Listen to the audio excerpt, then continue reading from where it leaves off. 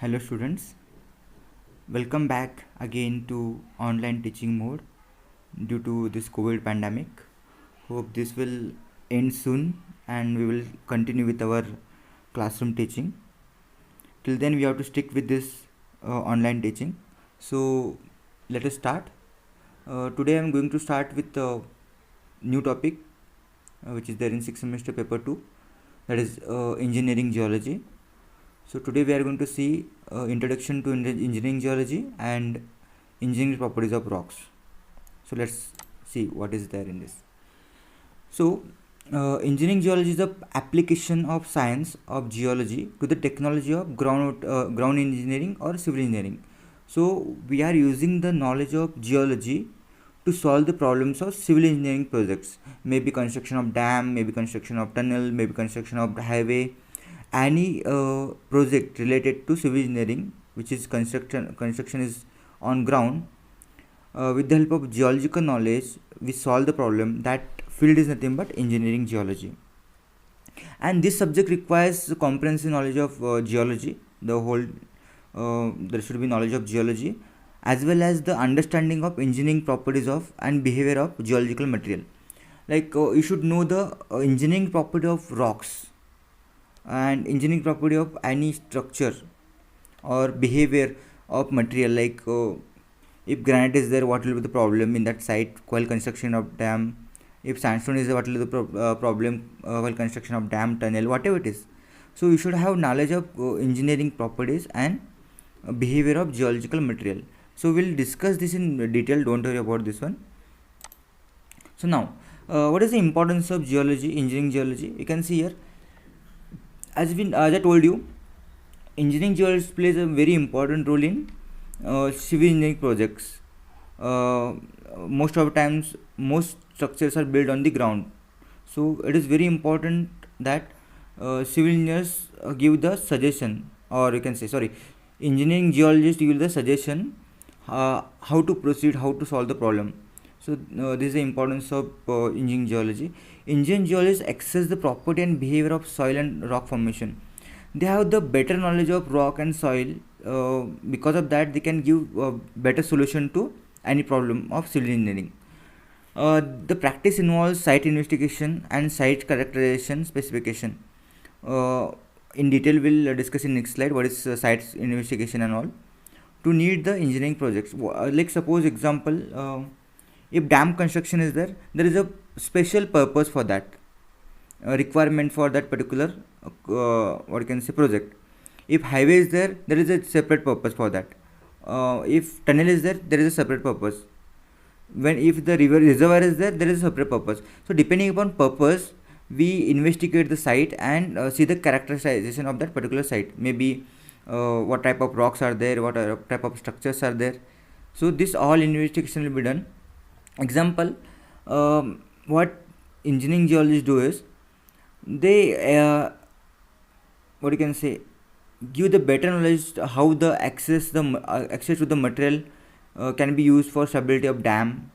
I mean, how which material you should use for stability of dam, roads, channels, bridge, highway, underground pipelines, tunnels, airport ways, runways. So in this particular construction, they'll give the proper suggestion or proper solution to construct this to construct in a better way. So what type of investigation we do is site evolution of geomorphology. Geomorphology means how the ground is changing, whether the ground is due to what. Suppose if you are constructing dam, so how much water is coming to that particular point, it is very important. If suppose if you have constructed dam and water is not coming to that particular dam, it is not filling up, so there is no use of that.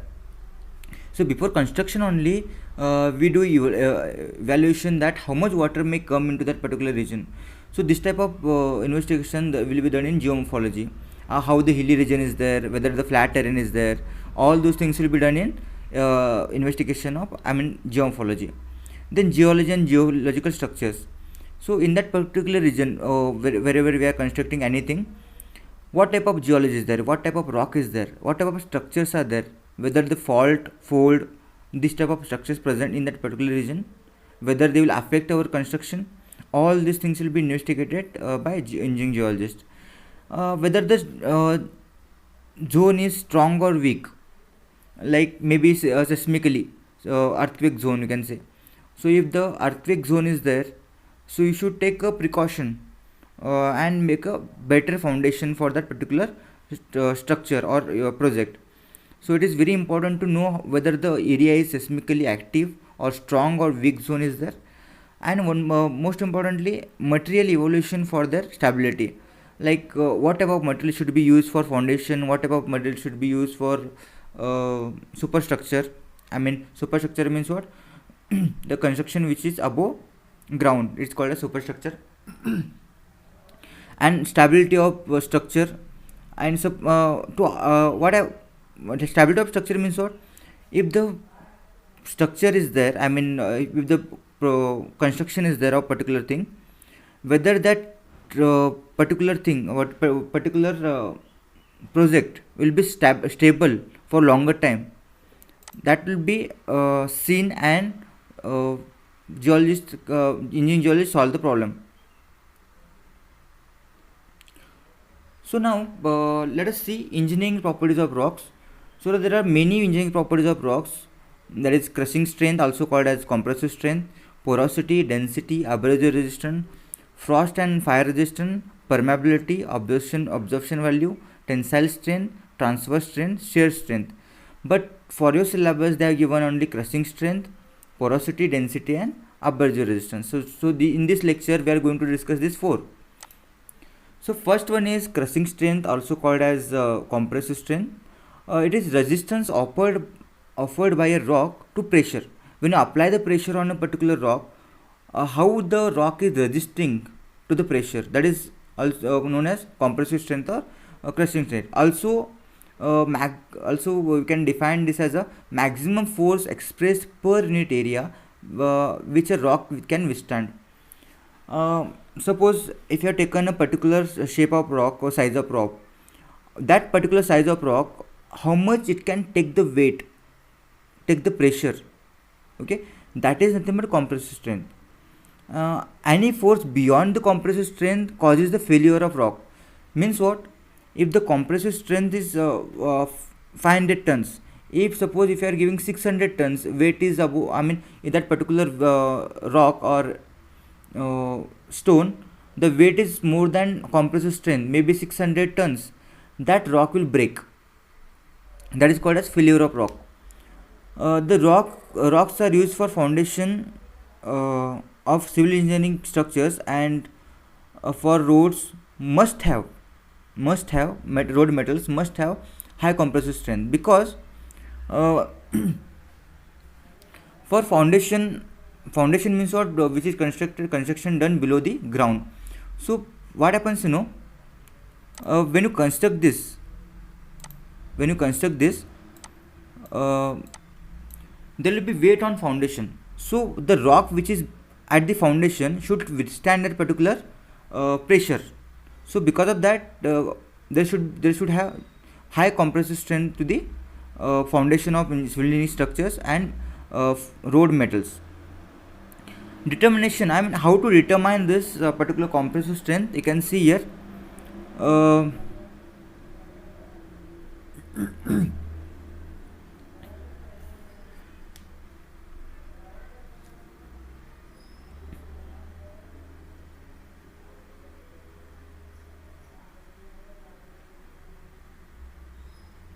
Okay, so now I will tell you how to determine this particular compressive strength.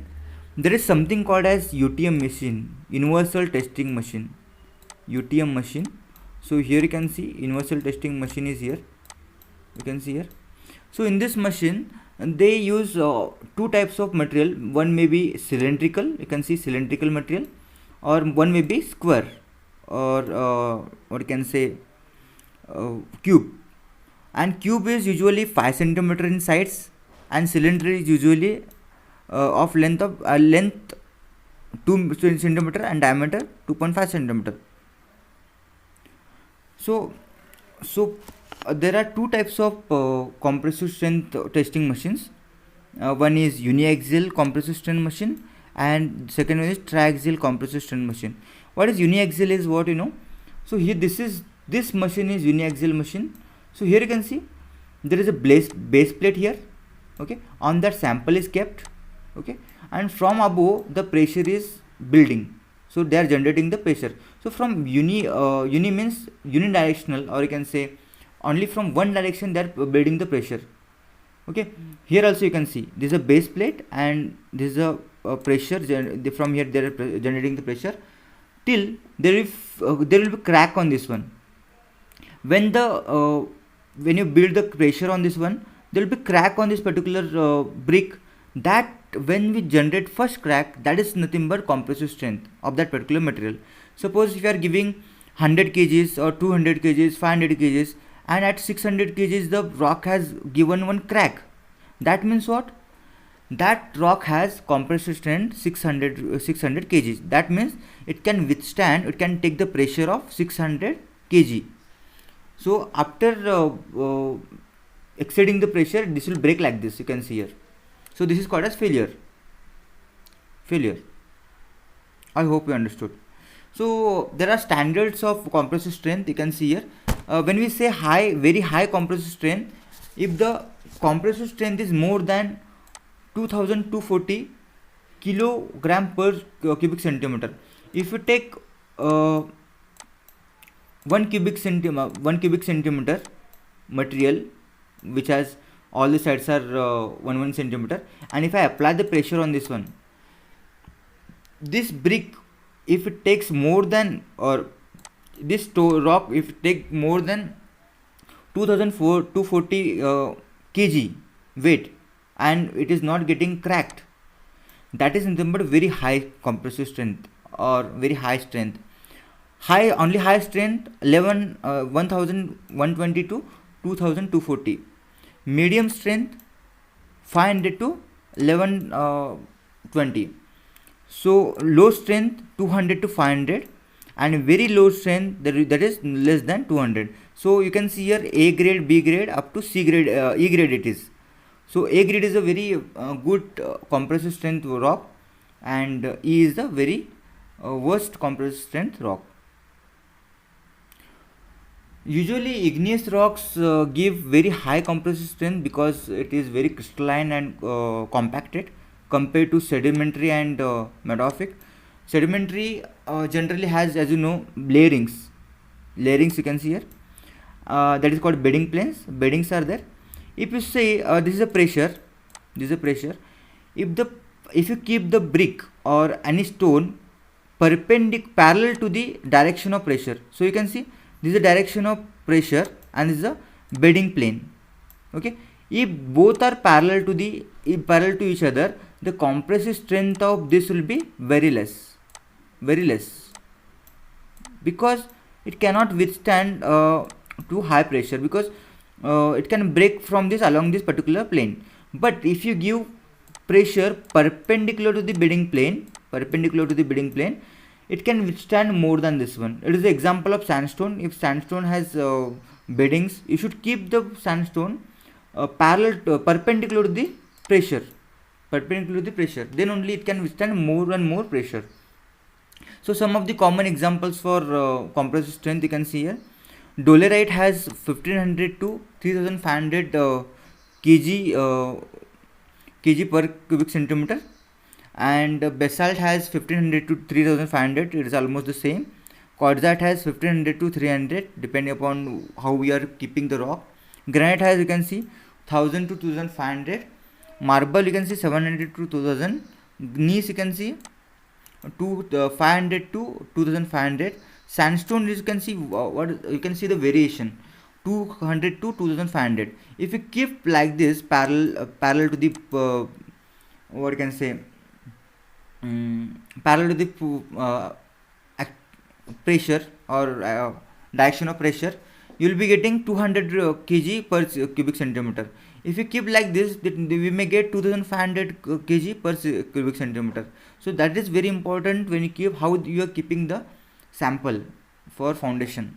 So limestone you can see again 200 to 2000 kg per centimeter. So these are some common examples for compressive strength. So next one is porosity. Porosity is total percentage of pore space present in a rock.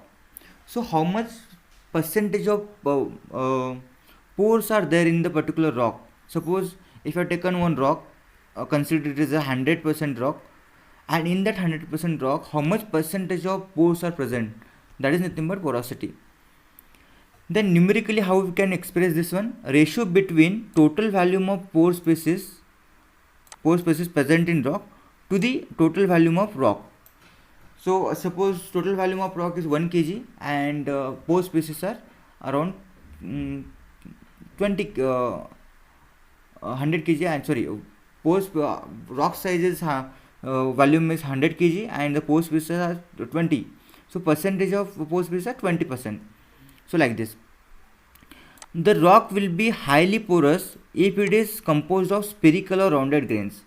If the rock consists of spherical or rounded grains, maybe like this, they will be having gaps. They will be having gaps in between because there will be spaces here. So this will be having very high porosity. Example is sandstone. Sandstone is having very regular or spherical grains are there. And also if the material is cementing material is not distributed evenly, that is also having a very high porosity or poorly sorted is there. Porosity can be porosity is very important engineering property because it absorbs the fluid. Maybe water absorption will be there. That material will absorb the or rock will absorb the moisture content in air. So because of that, high porosity signifies lesser density. If the high porosity is there of particular rock, there will be less density rock. There will be having less density. Density will be very less because it cannot withstand for high pressure. Means less compressive strength. Also it has less compressive strength. If the density is less, obviously there will be compressive strength will be less of that particular rock. So it is very important to have low porosity rocks for construction of any engineering projects. So some of the examples, common examples you can see here. Granite has 0.01 to 0.05 percentage of pores present in the rock. So it is very compared to sandstone and all, it is very less. You can see sandstone is 5% to 25%. Basalt is 0.1 to 1%. So limestone you can see 5 to 20%. So generally sedimentary rocks is having high porosity compared to igneous and sedimentary. So you can see next property is density. It is defined as the weight per unit volume of a substance or a rock or specimen. So weight of the particular specimen rock is nothing but density of that particular rock. A part of the rock may be comprises of pores or open spaces. Okay, so rock will be having, as we have discussed earlier in last slide, porosity will be there. So pore spaces will be there, which may be empty. These pore spaces may be empty, partially filled or partly filled with water, and wholly filled with water. So according to this, if it is empty, if it is partly filled with water or wholly filled with water, there are three types. One is dry density, second is bulk density, and third one is saturated density. So one by one we'll discuss in next slide. So here you can see dry density, the weight per unit volume of an absolute dried rock specimen. So dried means what? There is no water content in that particular rock. It is totally dried. So this particular weight is nothing but, or density is nothing but dry density. The next one is bulk density. Bulk density is weight per unit volume of a rock sample to natural moisture content. So naturally, generally what happens, whatever moisture content is there in air, that will be absorbed by the rock specimen present in that particular region, and that will be having some density. So this is nothing but natural density, you can say. So because naturally moisture content is there in that rock, and we are taking the density of that. So this type of density is nothing but bulk density. Then saturated density. Saturated density is what? Weight per unit volume of rock, which is all pore spaces which are there in that particular rock are filled with water.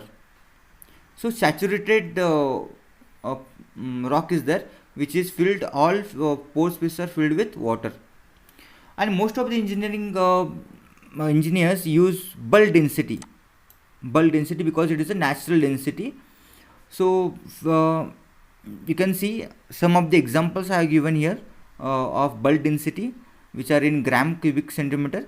So you can see granite has 2.7 gram per cc density, basalt has 2.9, sandstone has 2.6, limestone has 2.2, and 2.2 to 2.6. So these are the some examples of density, bulk density. So last one is abrasive resistance. It is a resistance offered by a rock to scratching and rubbing action. So generally what happens in arid region, or if you are using the rock as a flooring for tiles, there will be scratching of that particular material, particular substance or rock, and rubbing will be there. So resistance to this particular action is nothing but abrasive resistance. And determination of this is of considerable significance, importance, you can say, when stone or rock intended for use of situations where rubbing and rubbing by natural or artificial cause is involved as a routine. So suppose, like if you are using the rock for flooring, so there will be artificial rubbing will be there, because we will be walking on that particular floor. So there are chances of rubbing that particular floor. So resistance to that particular rubbing or scratching is nothing but abrasive resistance. So here you can see again, natural rubbing means what? If the building or construction is there in the arid region, desert region, so there will be blowing of wind, and with blowing of wind there are chances that it will carry the sand particles, and the sand particles can strike that particular structure or building, and that can erode or abrade that particular rock specimen. So resistance to that is also nothing but abrasive resistance. So example, you can see the rocks used for paving along the roads, or in houses also. Facing stones means which are facing to the atmosphere in arid region, where the strong sand laden or sand particles wind are blown to that particular structure. Flooring purpose must have high abrasive resistance, obviously, because we are daily walking on that particular tiles, flooring. So it is very important that those materials should have higher resistance, abrasive resistance. Generally what happens, though, if the rock is made up of more than one mineral, that will be having low abrasive resistance. Example, granite is very looks very what you can say, very beautiful, you can say, but because as you know, granite contains quartz and feldspar, and quartz means quartz density is 7. Okay, quartz has 7 and feldspar has 6. So you can see two different rocks have two different hardness. Okay, so as you know, whenever we come from outside, we bring some sand particles, and sand particles means what? Quartz. So that is having 7 hardness. If suppose you are walking on that particular floor which is made up of 2 quartz and feldspar, obviously feldspar will get scratched because sand particle has 7 hardness. Okay, so due to that, what happens, over a time period, the tile or the granite tile will become dull because of scratching. So I hope you understood the properties of rock. So that's it for today. Thank you. See you in next class.